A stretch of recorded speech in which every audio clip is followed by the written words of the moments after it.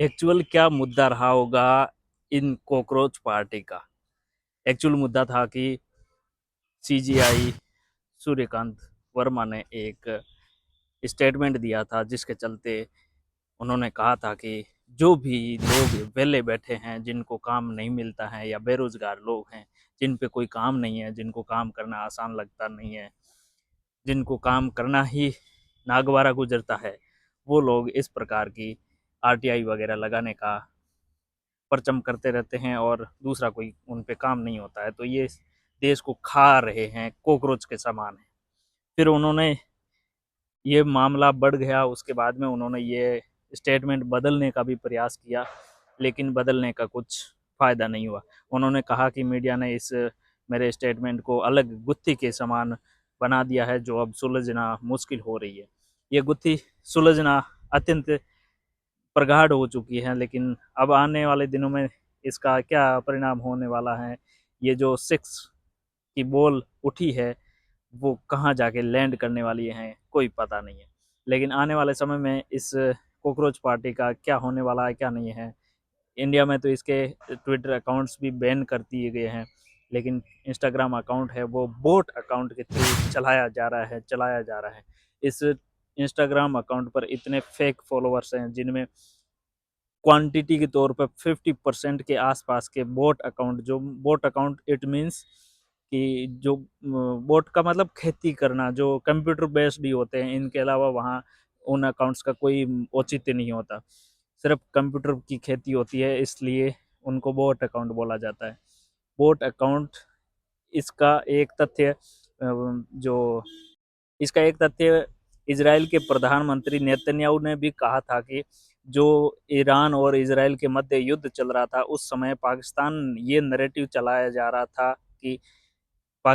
चलाया जा रहा था कि अमेरिकन सिटीजन्स ये कह रहे हैं कि हम यह युद्ध नहीं चाहते हैं, अमेरिका इन्वॉल्व नहीं होना चाहता, लेकिन अमेरिकी कोई भी सिटीजन ने ऐसा कोई अकाउंट बनाकर कोई भी पोस्ट करना औचित्य नहीं समझा था। लेकिन अमेरिकन नेशनलिस्ट होने के नाते यह दिखाने का प्रयास कर रहे थे पाकिस्तानी कि अमेरिकी नहीं चाहते हैं कि युद्ध में शामिल हो। लेकिन यही बॉट अकाउंट अब भारत में भी एक्टिव हो चुके हैं, यानी कि वो जो कॉकरोच पार्टी है, उस कॉकरोच पार्टी का almost 50% following base Pakistan base है, और इसके अलावा भारत में सिर्फ और सिर्फ 9% फॉलोइंग बेस है। तो समझिए कि 20 मिलियन फॉलोइंग में सिर्फ और सिर्फ 9%, यानी 2 मिलियन के आसपास के फॉलोवर इंडियन हैं, इसके अलावा कोई भी इंडियन नहीं है। तो सोच कर देखिए इसका खामियाजा कहीं न कहीं जाकर किसको भुगतना पड़ेगा। ये बोट अकाउंट की खेती जो कहाँ लैंड करने वाली है, कहाँ नहीं, ये तो देखने वाली बात होने वाली है आने वाले समय में। लेकिन यह ज़रूर है कि ये बोट अकाउंट वाली खेती कहीं दुविधा न कर दे। इन बोट अकाउंट्स के थ्रू कॉकरोच पार्टी का जो हैंडलर है, वो पहले बताया जा रहा है कि आम आदमी का हैंडलर रह चुका था। आम आदमी की जो सोशल मीडिया एल्गोरिदम है, उसको हैंडल करता था 2017-18 से ही।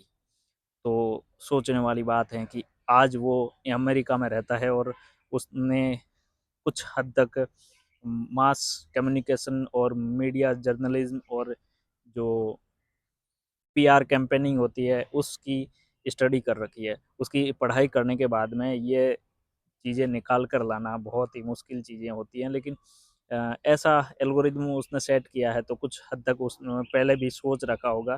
ये सिर्फ कॉकरोच नाम ले लिया और नाम दाखिल कर दिया, इतना ही था। इसका ट्रेंड पहले ही सेट हो चुका था कि ऐसे-ऐसे स्टडी के तहत, ऐसे-ऐसे डायग्राम के तहत काम करना है। पूरा डायग्राम भी सेट हो चुका था।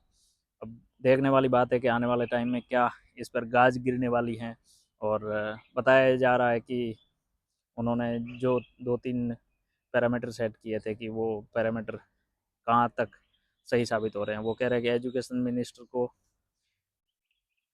इस्तीफ़ा देना होगा, और जो भी सीजीआई होगा, वो आने वाले समय में सीजीआई के रिटायर होने के बाद में राज्यसभा का कोई भी पद उनको नहीं मिलेगा। उनका ये दावा ठीक है, अच्छा भी है, लेकिन हकीकत कुछ और होती है, और उनकी हकीकत कुछ और ही बयां कर रही है।